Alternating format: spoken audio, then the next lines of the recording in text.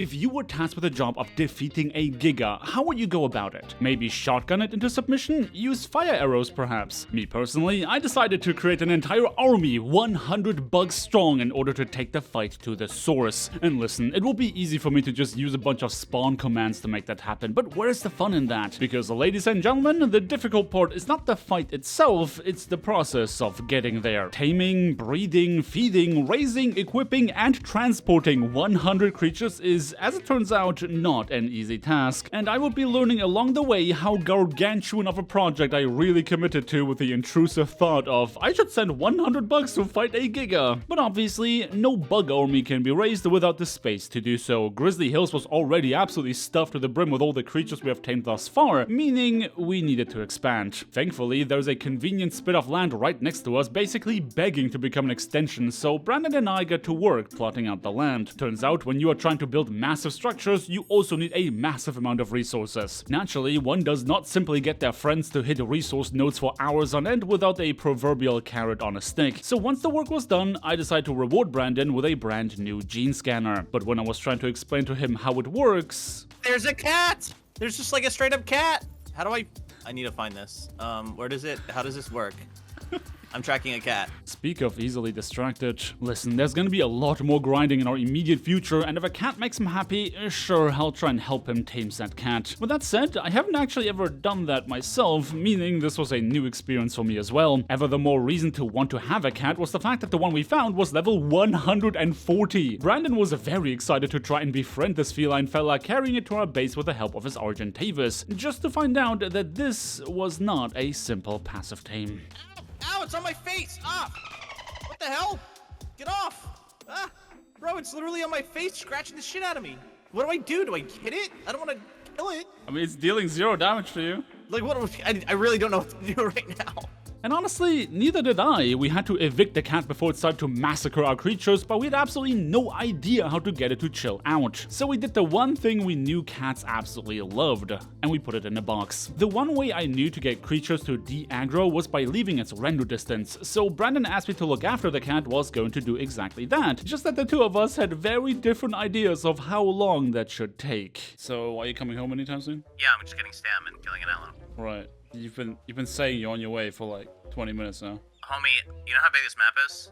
I don't think you do. I don't understand why you went so far in the first place. There was a drop! There was a yellow ring drop! We said get out of render, not go hunt for drops. This cat is waiting for you. I don't know how far out of render is. I don't work here. Unfortunately, all that bickering was completely useless anyway, because even after he came back, the cat literally had a prompt that said it did not want to be tamed by him. A prompt which, unfortunately, I was given as well. So while I was watching the little monster, Brandon decided to go on a Google search, and apparently cats are assigned one of 3 different natures that spawn. Green for wanting to be tamed, yellow for maybe being okay with a taming attempt, and red for you better not get too close unless you want your children to grow up without a dad. Said Google search also suggested throwing it into a body of water to reset its nature, but apparently that has already been patched, meaning every survivor only gets 1 attempt per cat to convince them to be our friend. In short, no level 140 cat for us. But all that was a side quest anyway, because what we actually needed to tame was a megatherium. Okay, listen, it might sound like another side quest, but allow me to explain. The biggest part of my army is supposed to be made up of Mantis. These creatures are passive tames, which is good, but they only eat death worm horns, which is bad. So I wanted to get a low effort combat tame to hunt these things, and what better way to achieve that than with a bug killing megatherium. Yes, it is a bit ironic if you consider the scope of this episode. Now I did come across a max level S-Dino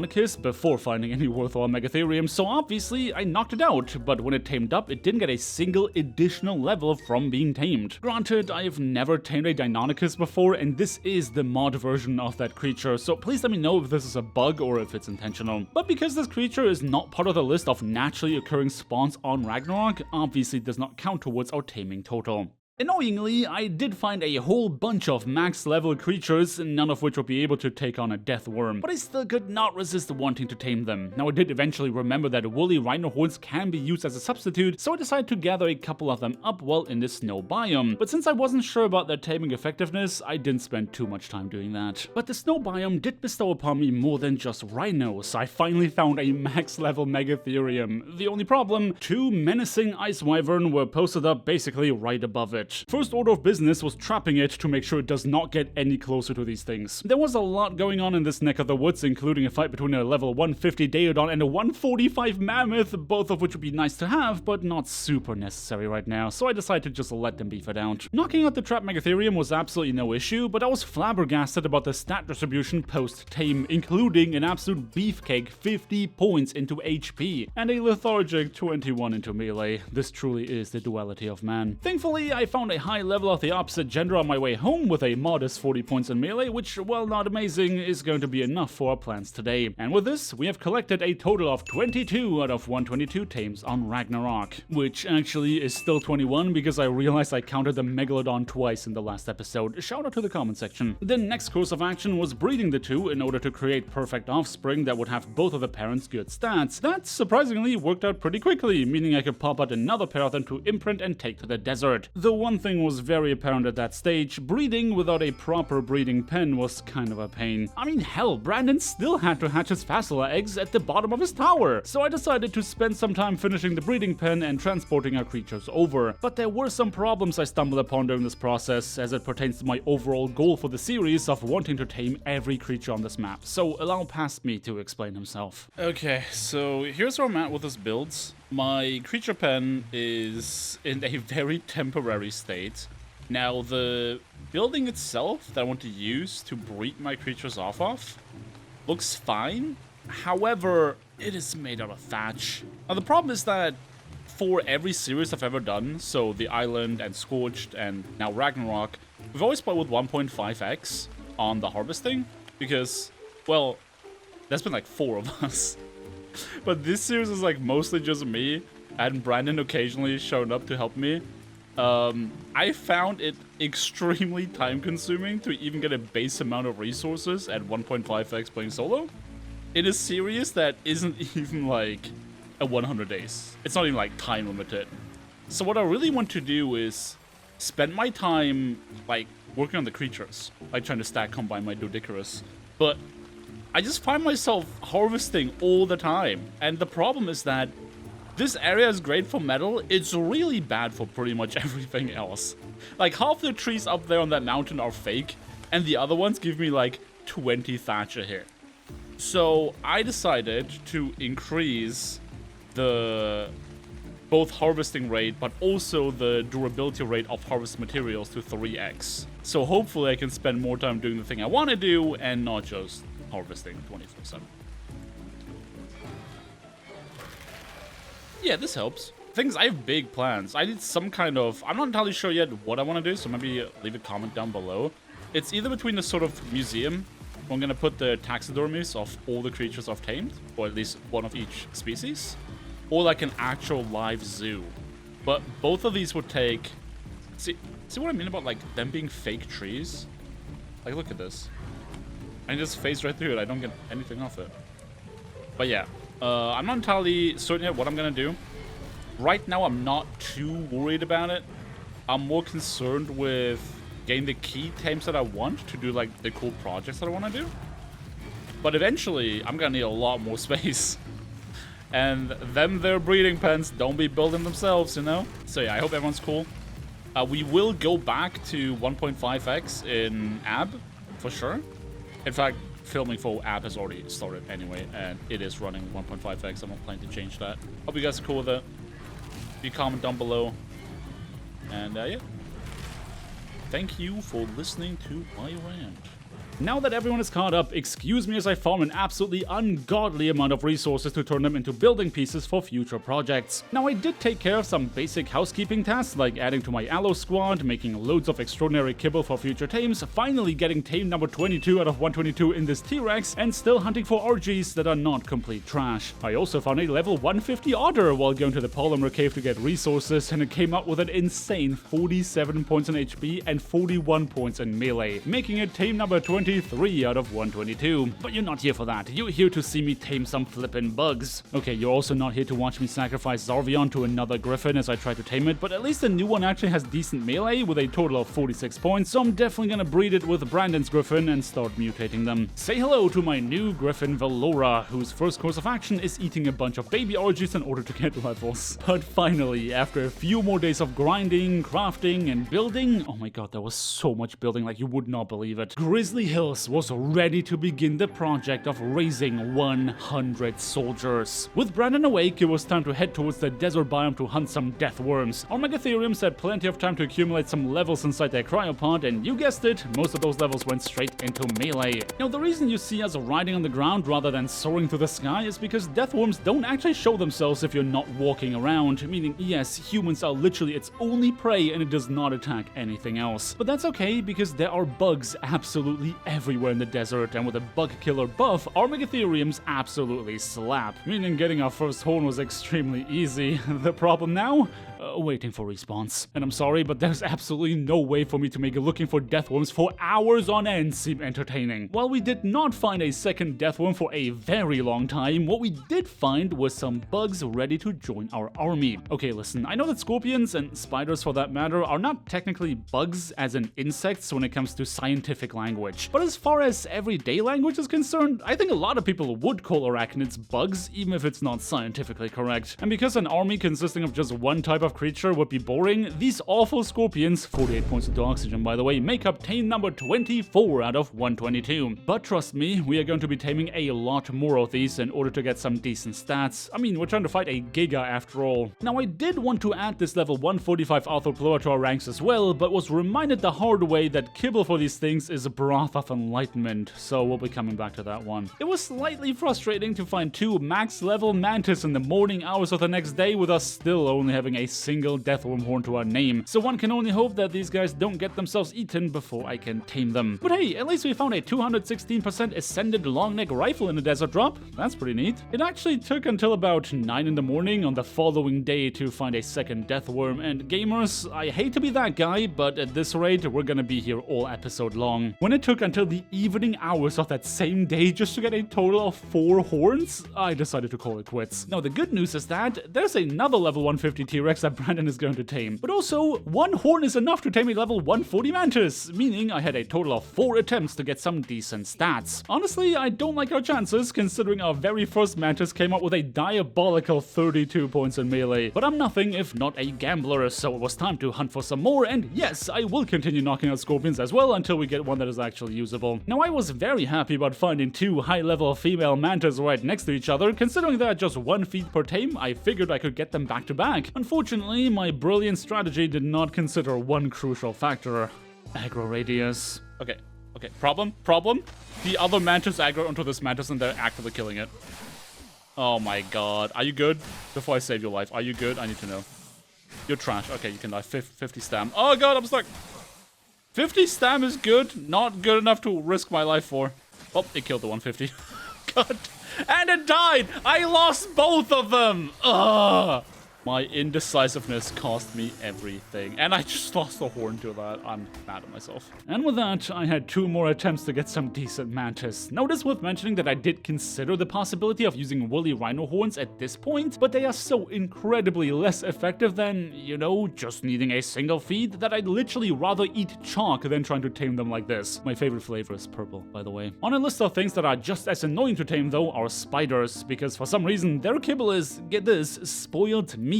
And I had to find out the hard way that actual extraordinary kibble does basically nothing. I know this is a 150 I'm killing here, but after all these failed attempts, I was extremely annoyed and my rage got the better of me. Now, because I currently did not have access to any purple chalk, I decided to take a break from taming and began stack combining the scorpions that we had thus far. And yeah, we did have a whole bunch of them because compared to literally all the other bugs in the game, these guys are actually very easy to get our hands on. Meanwhile, Brandon decided to bring home a high-level sabertooth, which almost got deleted by our turret spirits. But hey, all's well that ends well, and unlike the actual cat, this kitty would become tame number 25 out of 122. But I could not escape my duty forever, so back to the grind I went, annoyed over the fact that every high-level mantis I found was female when I needed a male. But at least I found another max-level Araneo that I decided to bring someplace safe in order to tame it. And tame it I did!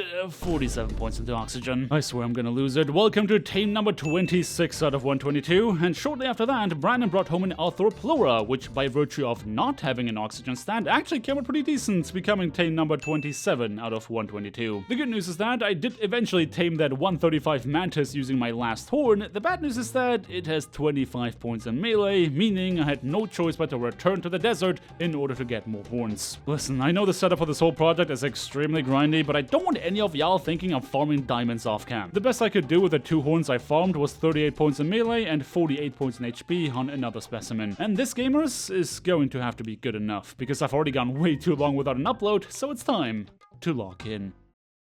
There's something I've been eating that makes me hurt myself, and I don't know what it is. The diabear is almost dead. Oh, is it the Arthros, maybe? Could be. I remember my pike breaking when I was trying to kill those. Oh my god. Wait, are Arthros actually goated? I don't know. Is the Giga just gonna deal like 1,000,000 damage to itself? Probably, hopefully. Maybe. I don't know. Punch it. Find out. Yeah, I hurt myself. What? Since when do they do that? Can you tell that I've never tamed most of the creatures I'm using today? And I'm not the only one. Turns out that Brandon just figured out something very neat. We noticed last episode that our S-Facilosuchus for some reason did not harvest any flint, literally defying the exact purpose for which we tamed them. But as it turned out, they farmed something else instead that was actually a lot more useful. What? Yeah, buddy. I hit 2 rocks. I got 900 metal. Yeah, buddy.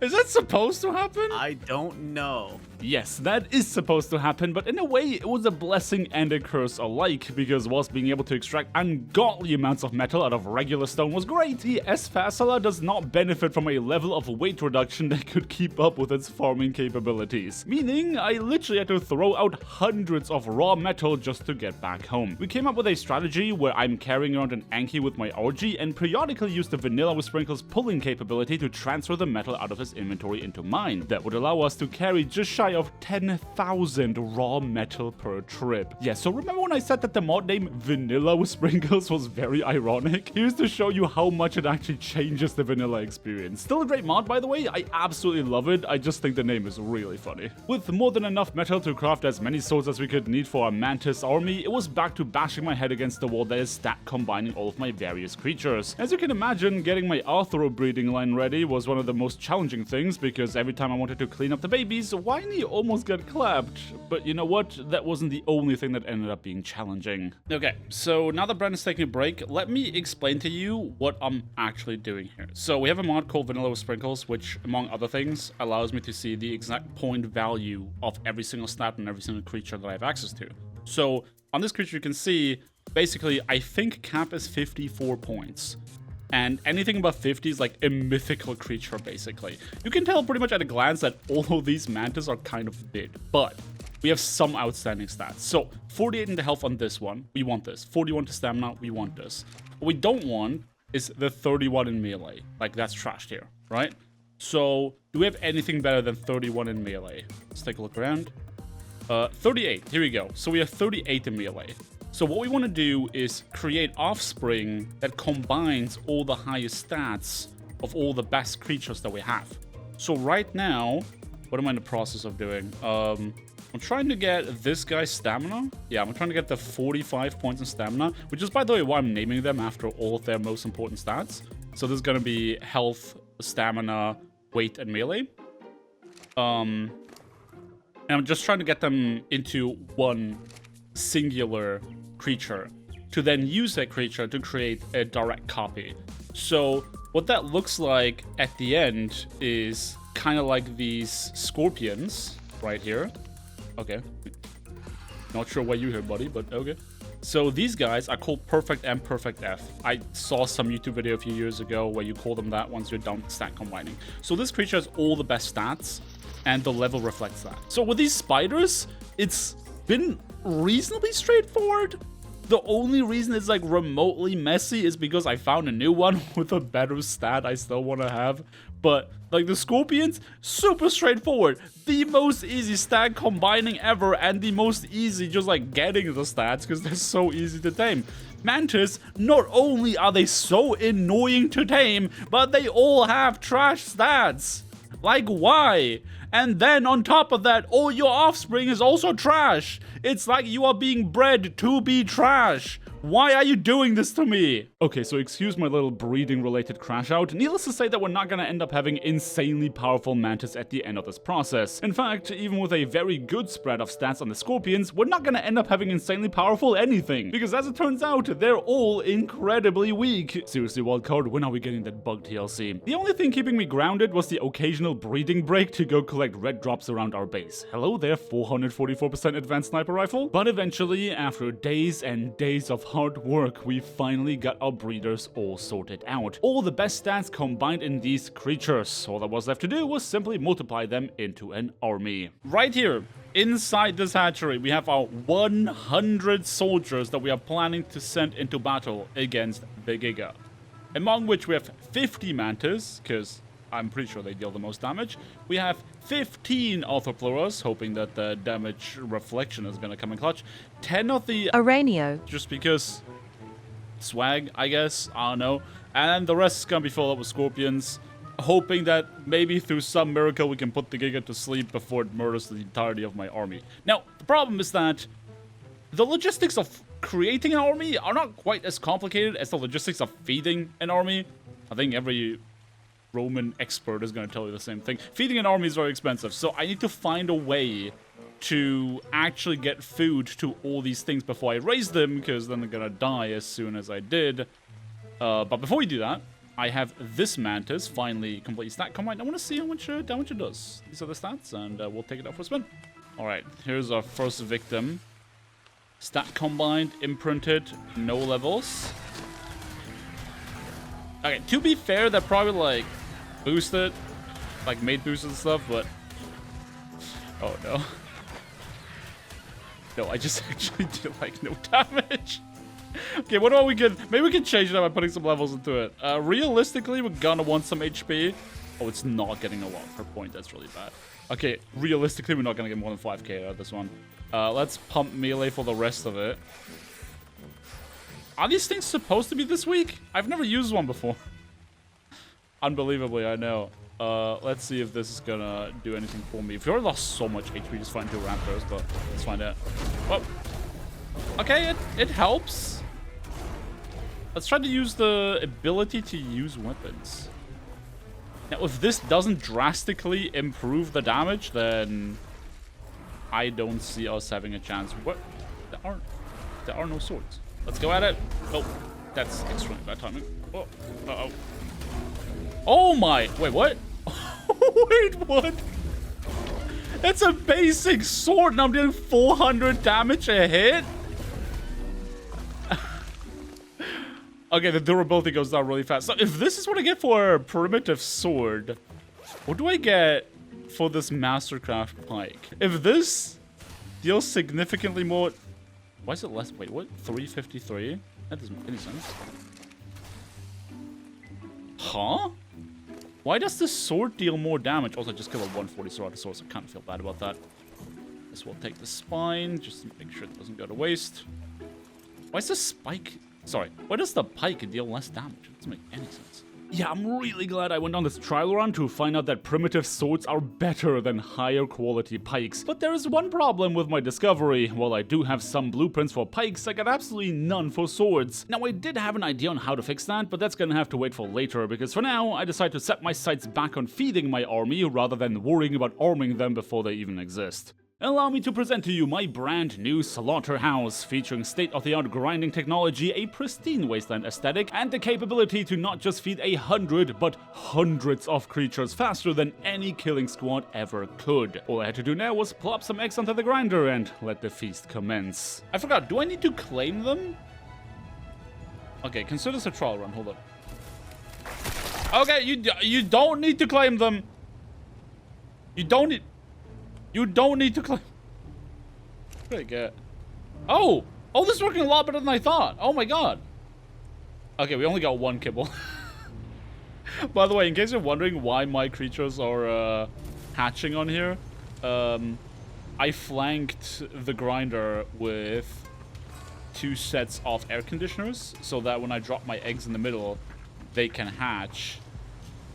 Obviously you're gonna get more kibble if you let them actually grow up, but this, like, as a stopgap is not bad. At first glance, it appeared that I had fixed my food supply issue. I even attached a padlock to the facility so that I can turn the machine on without having direct access to it before caging up a new batch of soon-to-be minced kibble. Just had to wait for them to grow up before hitting the big red button. But there were some problems, because of course there were. For one, some of the creatures I chose to become kibble were flying, but even those that weren't, for some reason, were not making contact with the blades of the grinder, thusly not getting ground up. Try as I might, I just could not find a way to get them to actually trigger the grinding effect, even though most of them were definitely inside the machine. And it's not like I could just easily dispose of them manually, because these things are not pushover creatures. And since they're all grown up now, they would definitely fight back should I try to have another creature eat them. I was looking for something that could fix the issue, so I brought Whiny from the creature pen over to the slaughterhouse just to find out that the grinder itself was definitely working, because my dire bear was losing HP at an alarming rate even just stepping a paw on it. The next best thing I had were my crappy T-Rexes that literally only exist to make eggs for XP purposes. But hey, a bad T-Rex is still a T-Rex, so the 2 of us get to munching. But after substantially thinning out the crowd, I finally realized what was going wrong. I need this UT to die to the grinder. Is it maybe because...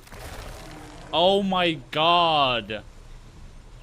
Oh, I start to understand why this is happening. Because the way they hatch, they kind of like glitch into the thing, and they're not in the hitbox of what's actually supposed to grind them. Which means I would need some kind of contraption to make them fall into the grinder, rather than just having them spawn on here, because that's not gonna work, like, ever.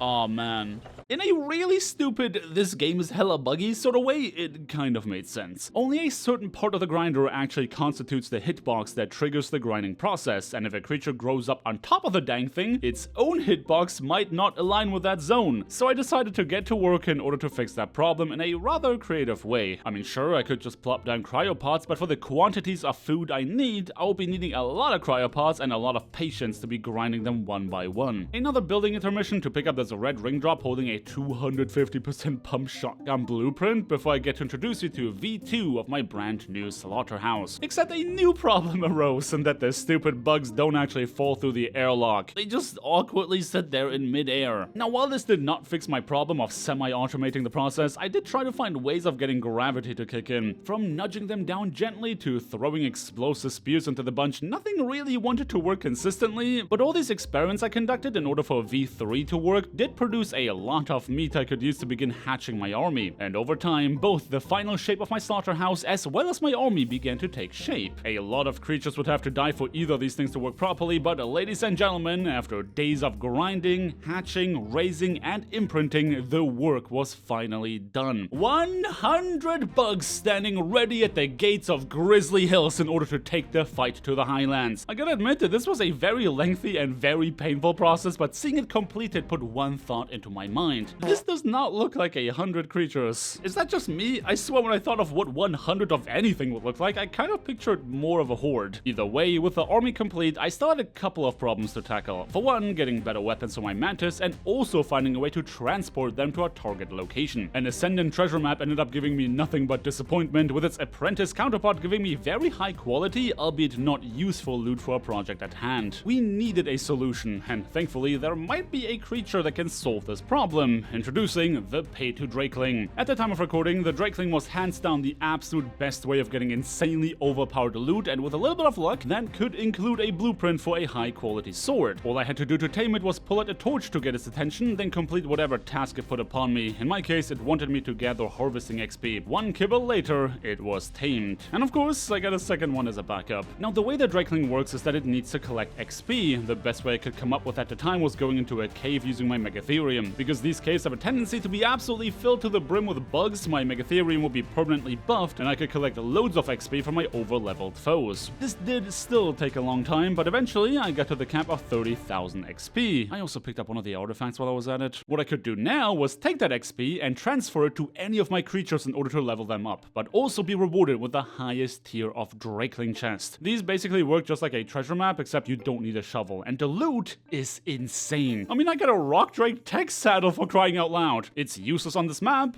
but it's tech. Unsurprisingly, tossing it into my industrial grinder did not award me with any element, but the idea had proven itself. After leveling up my creatures who get a load of XP from just sitting around for a few days, I decided to take my megatherium back to the desert to see if hunting deathworms gave me a lot of XP. And it did, but the slow spawn rate still made this not super viable. I did eventually get to 30,000 XP, picked up a really nice longneck rifle from this treasure map before being a little disappointed over yet another Drakeling chest without a sword blueprint. In fact, I did not manage to get one of these elusive blueprints in a couple of days of doing this, and at the end I ran out of time because Brandon was back and those Gigas would not hunt themselves, though he did have some comments on all the things I achieved in his absence. Cliff, when I told you to download Grindr, this isn't what I meant. Okay, dude. Okay, but this isn't even the coolest thing. Look on over to your...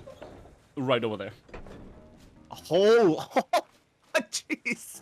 I have to turn off my UI because there's just so many names here. This, my friend, is 100 bugs whom we are going to send to battle against the Giga. Oh my god. I did make sure to catch him up, including showing off my Drakeling, as well as the whole of insane loot I got my hands on thanks to it, meaning our first course of action was obviously getting one for him as well. He decided to go for the spring flavor of Drakeling as opposed to the winter variety I got myself, and that lucky son of a gun even got his hands on the level 150. Oh yeah, I suppose Drakelings are also part of the list, so a very late welcome to tame number 28 out of 122. Now that this was done, the two of us could finally get to the exciting part, taming a Quetzal in order to transport our army. I can't even take credit for this, it was Brandon's idea, but the thought of flying 100 creatures across the sky to the highlands just sounded too cool to pass up on. And thanks to the brand new Ascended Longneck rifle, as well as the ability to be able to shoot off the back of Velora, taming a Quetzal was absolutely no trouble at all. Now I make this look like a really quick process, but we actually had to kill a bunch of low levels, and even then, finding anything resembling a useful creature was rather difficult. But eventually, we got our hands on a breeding pair over level 100, so we decided to call that good enough. Though let me tell you, popping flies in the head with an overpowered longneck never gets old. So after breeding and imprinting our C-130 Hercules, it was time to bestow upon it a build that can hold all of our troops. Which, yes, was every bit as glitchy as you'd imagine it to be. The final step was actually getting our creatures on this thing, which unfortunately did not get any less glitchy, but hey, once they're all on, it's gonna be so worth it. Is what I say now in post-production, because the actual process of doing that took an incredibly long time. Not in small parts because I forgot to craft and equip my Mantis with the prerequisite swords they needed to actually deal damage, but eventually we stumbled upon a bit of a problem. Weight limitations. In case you're wondering, I have used the word problem 16 times up until now. If overcoming all that struggle does not earn you hitting the like button, I don't know what does. Yeah, so it turns out that these bugs actually, have weight, and even with just a small portion of our army on the back of the Quetzal, we were already too heavy to take flight. Even after feeding it a bunch of baby T-Rexes and dumping all the points into weight, it became very apparent that getting 100 creatures on the back of it would be impossible. Thankfully, I did prepare for this eventuality, and did go out of my way to craft 100 cryopods a few days before Brandon logged in. So now we had to pack up our bugs, painstakingly collect all the weapons, and then make way towards the highlands on our Griffins. Now, because we don't have a transport vehicle, cryosickness became a bit of an issue. What was also an issue was the fact that in the time it took me to create this army, another Giga had spawned. But that's okay, because if they can kill one Giga, surely they can kill two, right? Anyway, we found ourselves a safe little spot where we began tossing out our creatures, some of which don't actually have a knockout animation, which is pretty funny. But they would still eat shit because cryosickness is still applied, so they would take a lot more damage than usual. All that was left to do now was wait. Wait until all of our soldiers awoke from their slumber. And in case you ever wonder what Brandon and I talk about when we have nothing to do, what about 100 ant-sized Gigas versus 1 Giga-sized ant? Damn. Now that's content. You actually could make that happen. I think so. We all need some mods, but yeah. Let me know in the comments if this is something you'd be interested to see. But after a painfully long waiting period, our creatures finally began to wake up. Brandon also brought a UT because I guess we never specified that the bugs wouldn't be allowed to get any buffs. And this is the point where we were planning to get a really cool shot of 100 bugs running flying down a mountain towards the Giga, but as you can see, they did not want to cooperate. And that, my friends, was more trouble than we initially anticipated. This cannot be this difficult. It's a cliff, dude. What do you expect them? Jump down, you're not taking fall damage. This isn't handicap accessible. Uncringe yourself, and then jump down. I'll show them how to do it. Like this. Okay, I mean, they're kind of following. Turns out commanding an army is also not easy. Especially when you expect your army to just jump down a mountain. Let me just buff all over that. Oh. Sheesh. God, dude, my UI is like so screwed. Yeah, I have names on still too. Oh god, okay, where's the Giga? Oh, there it is. I reckon to the somewhere. Oh, you see it? Yep. I'm gonna whistle them neutral. Surely this does not go horrifically wrong, right? Surely not. Keep rebuffing them, they're gonna need it. I'm just gonna be a backline buffer. Alright, let's see, come on. Alright, there it goes. 100 bugs versus Giga. Seeing it now, my money's on the bugs, to be honest. Go on, keep buffing them, keep buffing them. I'm buffing. Oh my god. It's like the Giga's like stuck on the bugs, dude. I know. What the hell? See, we're taking our traumas and using it to defeat the local population. We haven't lost a single bug. It does want me, it wants me. Oh my god, run away.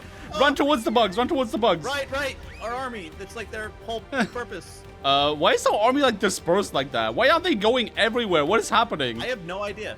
I don't know, dude. Gamers. Whistle here, come here, all of you. Everyone, get in here. Oh god, okay. Oh, it's fighting. It's fine, that's really bad for us. Can you whistle to attack that guy? Yes. Oh, we got it! We did not lose a single bug.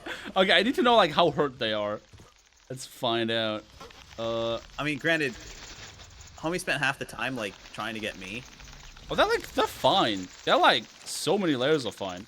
While our entire bug army survived, the fight was anything but smooth. For some reason, half of our troops decided to just run away from the fight randomly, almost like they got fear-roared. But naturally, we do what all of you would expect us to do and go for the second Giga, which actually turned out to not be a Giga at all, but a level 135S car. Now, I don't know exactly what the difference is between a car and a Giga, but this dude had far less trouble getting to hit our army, slowly decimating our soldiers, whilst what we felt like most of our Mantis were yet again running away. At some point, it also just randomly decided that it really wanted to kill Brandon, at which point he decided to kite the car around our army in a perfect circle. Turns out that the turn radius of bugs is not great, and while the car did eventually go down, it did manage to take a lot of our soldiers along with it, at which point we found out that the second Giga was actually a Giga and it was right around the corner, eating the remainder of our army. Brandon and I could do absolutely nothing but watch as all of our work from the last couple of weeks went up in smoke. When the dust settled and the last remaining soldiers ran for their lives, we realized that we had failed. Bruised and broken, we flew into the sunset, but don't worry you guys, because as far as these Gigas are concerned, we were not done yet. And if you're not done watching and wonder how we got here in the first place, what about you check out our previous episode in which we got this whole adventure started. You can find the card on screen right now, but until then, thank you everybody so much for watching, and I will see you next time. Peace.